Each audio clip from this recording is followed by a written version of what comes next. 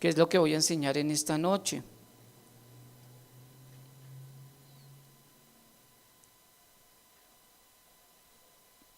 ¿Listo? Dice así la palabra de Dios. Jesús le dijo: mujer, créenme que la hora viene cuando ni en este monte ni en Jerusalén adoraréis al Padre. Vosotros adoráis lo que no sabéis, nosotros adoramos lo que sabemos, porque la salvación viene de los judíos. Mas la hora viene y ahora es cuando los verdaderos adoradores adorarán al Padre en espíritu y en verdad, porque también el Padre tales adoradores busca que le adoren. Dios es espíritu, y los que le adoran en espíritu y en verdad es necesario que adoren. Amén. Vamos a orar. Padre, en el nombre de Jesús, te damos muchas gracias por regalarnos este tiempo, por permitirnos estar aquí, Señor.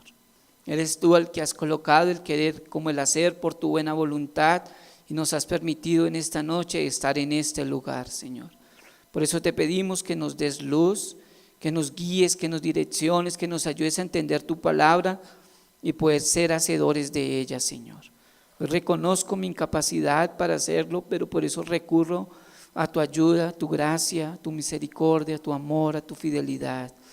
Habla a tu congregación en esta noche a través de tu palabra, Señor. Confróntanos, Dios, exhórtanos. Queremos salir de este lugar renovados, transformados, con una palabra que nos avive, que nos haga libres, Señor, de la esclavitud del pecado, Dios.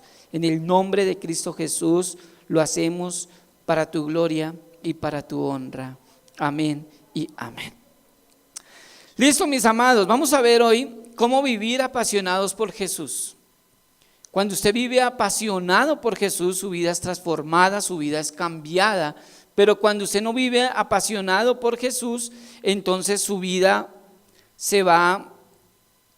la va a pasar triste, agobiado, ¿ves? Estresado. Y por eso el tema de esta noche es cómo vivir apasionados por Jesús. Y vamos a empezar con una introducción que es una pasión por comunicar. Y hoy vamos a ver eso. ¿Qué realmente es la comunicación? La comunicación tiene que ver con el diálogo, la comunicación tiene que ver con el saber escuchar, la comunicación tiene que ver también con la parte social. Y quiero que miremos este tema, y les voy a mostrar más o menos el contexto general de este capítulo 4 de la historia de Jesús con la mujer samaritana. Quiero que pongan mucha atención, se lo voy a leer, ya se lo explico. El contexto general de esta historia se sitúa en Samaria, donde había un conflicto entre samaritanos y judíos, que sucedió aproximadamente en el año 536 antes de Cristo. El origen de los conflictos de los samaritanos con la población judía se inicia cuando los judíos regresaron del exilio y comenzaron a restaurar su religión.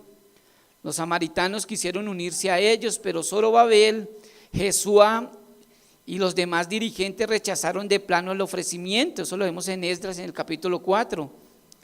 Por las admoniciones de los profetas habían aprendido que su propia calamidad nacional había sido el resultado de su infidelidad a Dios. Convencidos de que los interesados habían corrompido la religión judía y celosos de sus costumbres y tradiciones, querían evitar caer de nuevo en los errores de la época anterior al exilio, y por eso eligieron el aislamiento religioso y social. Como consecuencia de esta actitud, se desarrolló un odio creciente entre las dos naciones, que con frecuencia se manifestó en actos hostiles. Los samaritanos se opusieron a los judíos que acababan de regresar cuando estos construían el templo en tiempos de Ciro. Al ser rechazados por los judíos, los samaritanos construyeron un templo en el monte Gerizim, en el cual ofrecían sacrificios de acuerdo con el ritual mosaico. Eso lo vemos en Segunda de Reyes, en el capítulo 17, del 24 al 34. El odio que existía entre judíos y samaritanos no había disminuido cuando Jesús ejerció su ministerio terrenal. Varios pasajes del Nuevo Testamento lo indican claramente. Lucas 9, el capítulo 9, 51 al 54, y Juan 4, 9 lo menciona. Por eso la mayor parte de los peregrinos que viajaban de Galilea a Jerusalén evitaban pasar por Samaria y preferían hacer un desvío por Perea. Su religión no difería demasiado de la de los judíos en tiempos de Cristo, porque también ellos aceptaban el Pentateuco y esperaban que apareciera un Mesías. Lo vemos en Juan 4:25.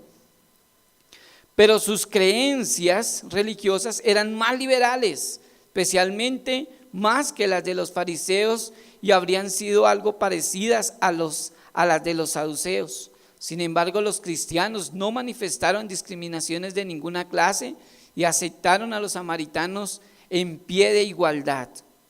Eso lo vemos en varios pasajes, en Lucas capítulo 10 del 29 al 37, en Lucas 17 del 16 al 18, Juan 4, todo el capítulo 4 del 1 al 42 y Hechos 8:5.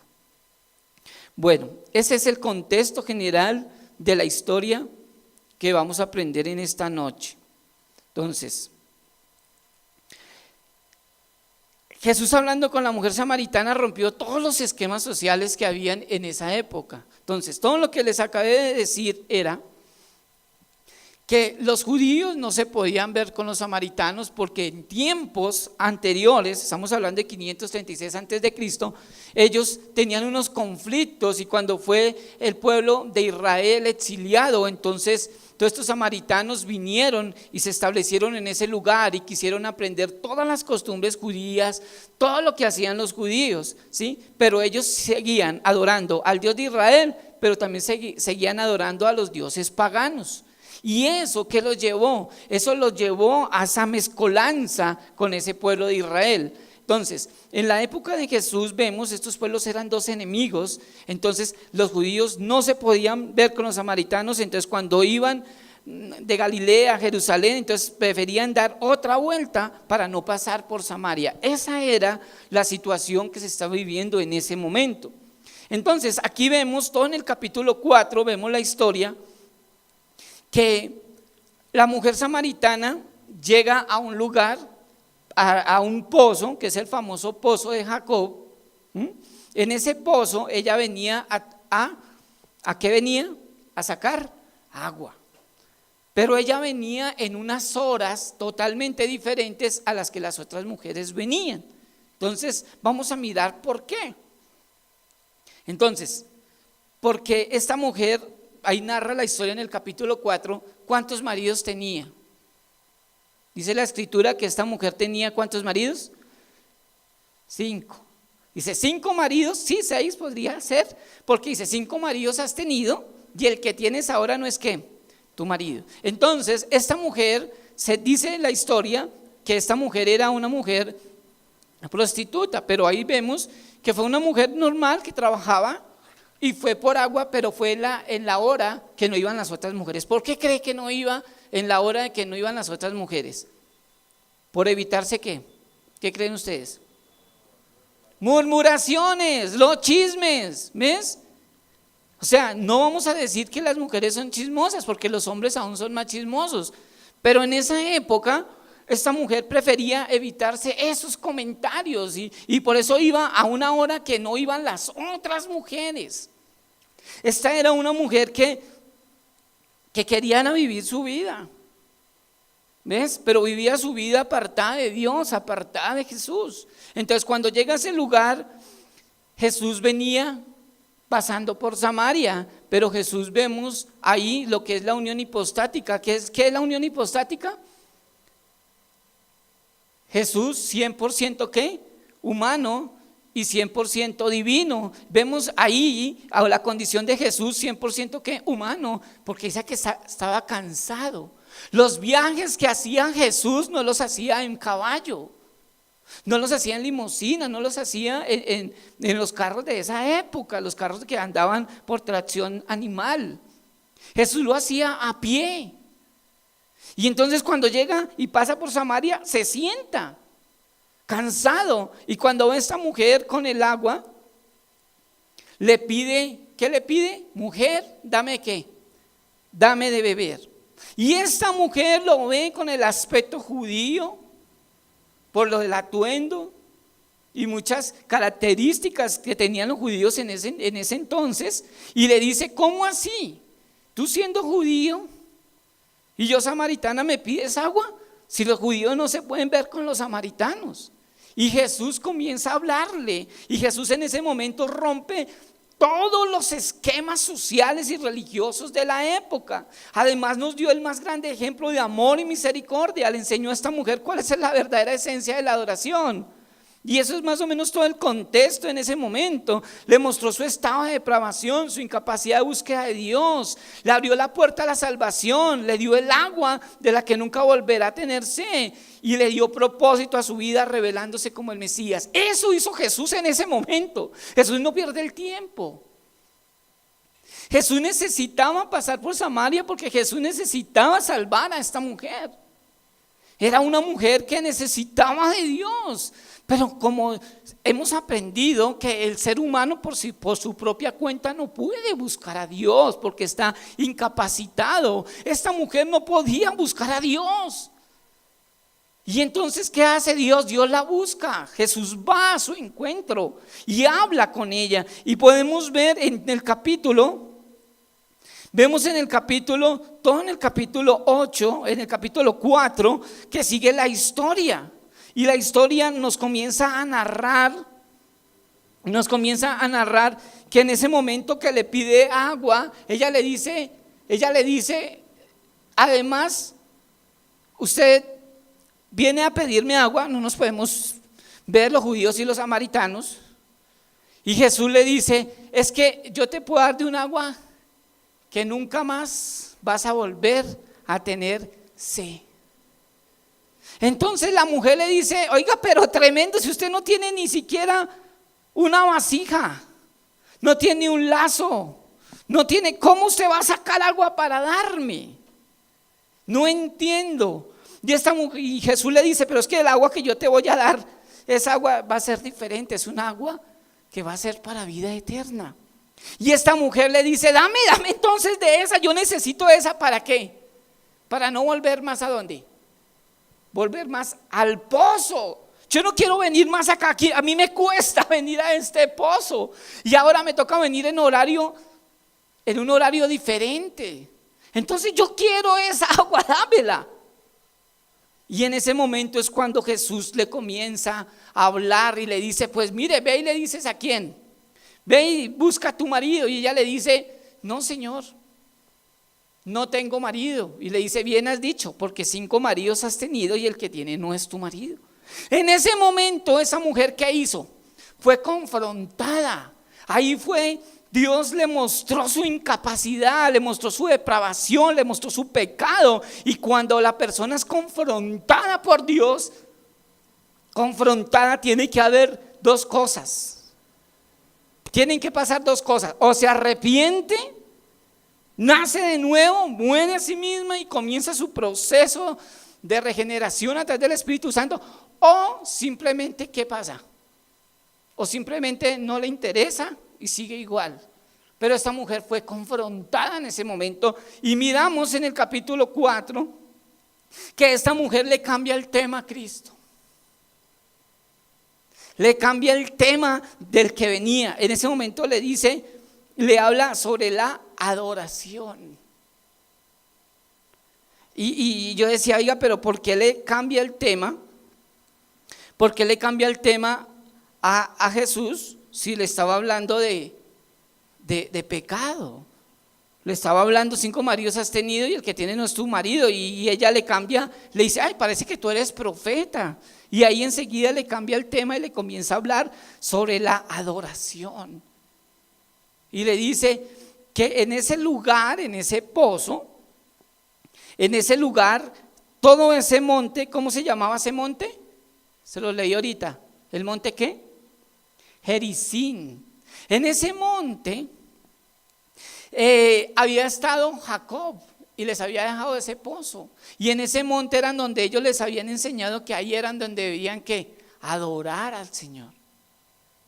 Y le dice, nuestro padre Jacob nos dejó este pozo y nos dejó este lugar para adorar. Y usted dice que y Jesús le habla y le dice que el lugar para adoración, que ellos les habían dicho que los israelitas el lugar era Jerusalén, era Israel. Y le dice, y ahí es cuando comienza a confrontarla. Y vemos ya lo que es el tema ya de la adoración. Y yo quiero que miremos qué es realmente lo que es la adoración antes de seguir. La adoración es un estado espiritual contemplativo en el que el ser humano se sobrecoge maravillado, estableciendo una comunión íntima con una deidad. Eso es lo que habla el diccionario de la adoración. Adorar significa amar al extremo. Cuando se aplica a una deidad significa amar al extremo a una deidad. Aquí adoramos solamente a Dios. La Biblia nos enseña y nos dice que solo Dios puede recibir adoración y gloria. Ahora Él es espíritu y tales adoradores busca que lo adoren. En Lucas capítulo 4, versos 6 al 8, y dice la escritura en este capítulo de Lucas, y le dijo el diablo, a ti te daré toda esta potestad y la gloria de ellos, porque a mí me ha sido entregada y a quien quiero la doy. Si tú postrado me adorares, todos serán tuyos. Respondiendo Jesús le dijo, vete de mí, Satanás, porque escrito está, al Señor tu Dios adorarás y a Él solo ¿qué? Servirás. Salmo 66, 4 dice que toda la tierra te adorará y cantará a ti, cantarán a tu nombre. Aquí, ¿qué es lo que nos enseña la escritura? Que solo a Dios se puede adorar. Nadie más se puede adorar. Dios es celoso.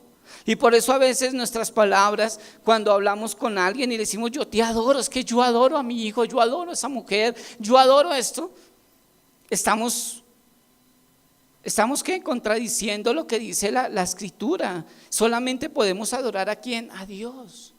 Las otras personas pues las amamos, las queremos, valoramos lo que Dios hace. Valoramos a nuestro hogar, valoramos nuestra familia, pero solo a Dios adoramos. Él es solo digno de adoración y gloria. Esa es la parte de la adoración que estaba hablando. Cuando Jesús le habla, mujer, créeme, en el capítulo 4, el verso 21 del Evangelio de Juan, Jesús le dice, mujer, créeme. Nadie le dice, mujer, créeme. Y le sigue hablando. Cuando Jesús le dice, mujer, créeme, entendemos de que nadie podrá tener fe si Dios no se la da. Jesús la estaba confrontando con su creencia y tradición. Ellos solo conocían la ley, el Pentateuco, y era el monte Gerizim donde los samaritanos habían construido. Ellos habían construido un templo para adorar, ya que los judíos los habían rechazado. Ellos no conocían el resto de las escrituras, ya que los judíos sí, por los cuales venía la salvación, porque Jesús era judío. Él quiere hacerle entender que ya no es el lugar ni la manera carnal de adorar al Padre, que es con un corazón contrito y humillado, una adoración que sale de una vida cambiada y transformada por Él. Cuando Jesús le habla y le dice a esta mujer, mujer, créeme, le está diciendo, mira mujer, la única manera de que tú creas es si Dios deposita fe en ella. La fe es un don de Dios. Si Dios nos da fe a nosotros, podemos creer. Si Dios no nos da fe, seguimos bajo la ira de Dios, seguimos apartados de Dios. Y le dice a esta mujer, mujer, créeme. Y ahí la lleva a entender y le da fe, y ahí es cuando comienza a decirle que solamente se podía adorar a Dios en espíritu y en verdad. En el verso 23 y 24 dice que solamente esos adoradores buscan espíritu y en verdad. Este es el tiempo cuando los verdaderos adoradores entenderán por la palabra el sentido de la verdadera adoración. Ya no serán nuestras emociones, nuestra propia gloria, nuestra carne, nuestro protagonismo, ni complacer nuestras concupiscencias, sino realmente en espíritu y en verdad, dando siempre gloria a su nombre. Teniendo siempre un corazón dispuesto, honesto, sincero y transparente conforme a su voluntad. Eso es lo que Jesús está buscando de nosotros. Ahí vemos esa historia entonces. Vemos a Jesús confrontando a esta mujer, mostrándole su incapacidad, su depravación. Vemos a esta mujer también hablándole sobre la verdadera adoración. Y vemos esas dos historias en una donde Jesús hace que esta mujer realmente su vida sea cambiada. Cuando esta mujer termina de hablar con Jesús y se va a Samaria, ella comienza a hablar de Jesús. Su vida fue cambiada, su vida fue transformada. Entonces, la verdadera pasión por Jesús está cuando usted realmente es confrontado por Dios y hay un cambio genuino en su vida, hay un verdadero arrepentimiento, y ahí es cuando comenzamos a dar frutos. Antes no. Por eso esta mujer, cuando fue confrontada, ella se fue a hablar de él. Y eso es más o menos lo que nos explica el contexto general de esta historia de esta mujer samaritana. Amén. Esa es la historia. No le voy a hablar más, ya creo que usted entendió muy bien. Quiero que miremos unas preguntas. Tengo 5 preguntas para hacerte con base a este tema, sobre una pasión por comunicar, sobre cómo vivir apasionados por Jesús. Cuando usted vive apasionado por Jesús, el mundo, las cosas que ofrece el mundo, ya no le interesan a usted, sino usted vive apasionado por Cristo, apasionado por aprender de Él, apasionado por conocer la Escritura. Eso es lo que queremos, que en esta noche podamos entenderlo y podamos llevar a cabo la palabra de Dios en nuestra vida. ¿Okay? Vamos a mirar 5 preguntas. Quiero que usted me las conteste con base a este tema. Entonces, el primero es: ¿podremos tener fe por sí mismos? ¿Usted qué opina? ¿Podemos tener fe por sí mismos? No. Si Dios no nos da fe, seguiremos incrédulos. Por eso mucha gente, cuando le predicamos y le hablamos de yo no creo en Dios, y nosotros queremos meterle a Dios, mejor dicho, a las malas. Así no es que nos enseña la Escritura. La segunda pregunta es: ¿cómo se llamaba el monte donde los samaritanos iban a adorar? ¿Cómo se llamaba ese monte? Gerizim. ¿Listo? La tercera es: ¿cómo debe ser nuestra adoración? ¿Cómo debe ser nuestra adoración? En espíritu y en verdad. ¿Y de dónde provenía la salvación? En la partecita, no les leí, pero en la partecita Jesús, de la historia, Jesús le habla a esta mujer y le dice que la salvación proviene ¿de qué? De los judíos. Si usted ha leído toda la historia, ¿por qué? ¿Por qué proviene de los judíos la salvación? Porque Jesús fue ¿qué? Judío. El pueblo que Dios había elegido era el pueblo de Israel. La Biblia nos habla en Juan 1:12 que por cuanto ellos desecharon esa bendición, desecharon a Jesús, entonces Dios nos abrió la puerta para que nosotros ¿qué? Pudiéramos conocerle y Él pudiera salvarnos. ¿Ves? Entonces no es un plan B de Dios, es el mismo plan A. Y esa es la manera. Por eso, ¿de dónde provenía la salvación? De los judíos. ¿Qué características tienen que tener los que adoran al Padre? ¿Cuáles son las características que tenemos que tener nosotros para adorar a Dios? ¿Cómo lo tenemos que hacer? ¿Cómo lo tenemos que hacer? En espíritu y en verdad. Listo, esa es la manera como debe ser nuestra adoración. Pero ¿qué características tienen que tener esa adoración en espíritu y en verdad? Que tiene que ser con un corazón ¿qué? Contrito y humillado. ¿Qué más les hablé? ¿Cómo? Una oración sincera, correcto, con una adoración que sale de una vida cambiada y transformada por Él. Por eso cuando venimos aquí a la adoración y usted no adora, usted se sienta y ay, qué pereza, yo solo escucho la palabra. Muy bien que escuche la palabra y la escritura, eso está excelente, pero si usted no adora a Dios, si usted no le dan ese deseo, esas ganas de adorar a Dios ni nada, pues usted en el cielo se va a pegar una aburrida terrible, porque en el cielo vamos a estar a toda hora ¿qué? Adorando al Padre. Y por eso cuando usted está apasionado por Cristo, usted adora. En espíritu y en verdad, no con la carne, no con las emociones, no hacer protagonismo para que lo vean, sino usted está metido como estaba David metido. David, dice la historia, dice la Biblia, la escritura en el Salmos, que Jesús, en los libros de Samuel, que David fue tanto que se metió en espíritu a adorar al Señor, que en el parque se quitó toda la ropa, adorando al Señor, danzando para Dios, en espíritu y en verdad, no en la carne. Y así tiene que ser nuestra adoración, que sale de una vida cambiada y transformada por Él.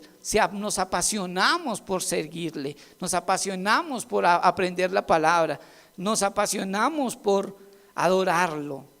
Él es el único que merece adoración y gloria por siempre.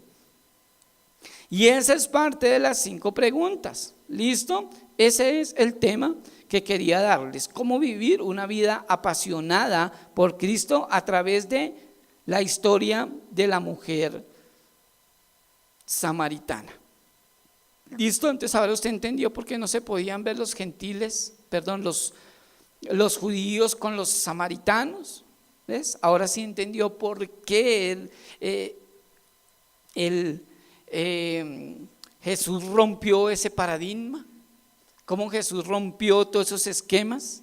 Jesús vino y rompió todas esas tradiciones y Jesús comenzó a unir para que todos fuéramos uno solo y no hubieran rivalidades en nadie. Así es, ya que en este proceso, en este tiempo de Navidad, en este tiempo es el tiempo, y no porque sea Navidad, en cualquier mes del año, deje de pelear con los demás, restáurese con su familia, restáurese con sus vecinos, restáurese con el que no se podía ver. Cuando nosotros somos realmente apasionados por Cristo, por Jesús, se quitan las fronteras, se quitan los límites, se quita todo. Las fronteras no deberían de existir. No deberían de existir, porque Dios nos llamó a todos a vivir en comunidad, a vivir en sociedad. Entonces Jesús vino y rompió esos esquemas. Los rompió.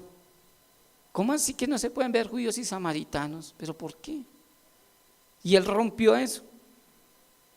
Y eso es lo que Jesús viene a romper de nosotros, nuestros paradigmas, nuestra religiosidad, a romper todo eso que tenemos aquí en esta cabeza hueca y enseñarnos realmente cuál es la verdadera adoración, cuál es la verdadera, como dice el apóstol Pablo, la religión sin mácula. Creo que Santiago también lo habla. ¿Cuál es la verdadera religión? Que es la que habla el Evangelio.